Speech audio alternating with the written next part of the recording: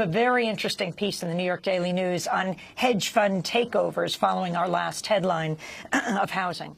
Yes, well, it's not only happening with Blackstone or in other parts of the country and in Spain, but right here in New York City. I've been reporting now for a couple of years about one particular real estate firm, Castellan Real Estate Partners, which is also backed by hedge fund money and which has been buying buildings all around New York City, especially in gentrifying neighborhoods in Harlem, in Washington Heights, and in Brooklyn. And I reported 2 years ago that what they were doing when they took over the buildings is they would immediately, they're mostly immigrants who are in their buildings, rent-stabilized buildings, and what they would do is they would immediately demand proof of citizenship, certain levels of income, which you cannot do in New York State once you're already in a building. You can't suddenly demand to see proof that you're legally in the country or that you have a certain income level.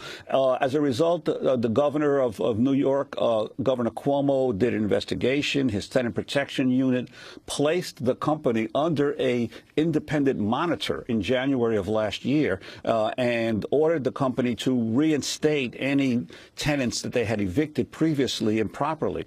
Well, it turns out a year later, even with a state monitor, Castellan continues to systematically force its tenants out of its buildings in order to jack up the rents.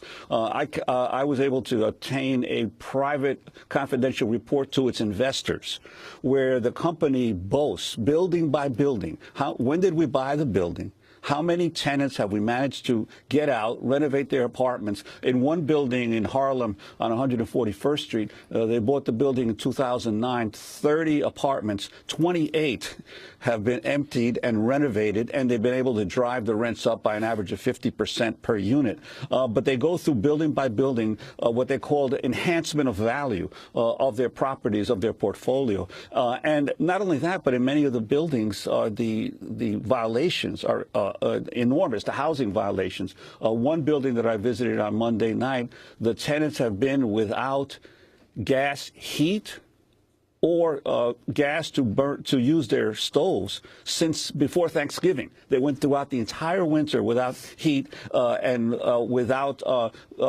stoves that they could use. The landlord supplied them electric space heaters and supplied them electric burners, claiming that there were major repairs that had to be done to the gas pipes in the entire building, so they went throughout the entire winter without heat. But there's many other problems in these buildings, and yet the rents are increasing from $700 to $800. And especially if people are undocumented, they would be afraid to challenge. Right, and they've also, in the one tenant meeting that I attended, the superintendent immediately tried to end the meeting, told the tenants, you rent your apartments, you cannot rent the hall and have a meeting in the hall to discuss your problems, and ordered the meeting ended.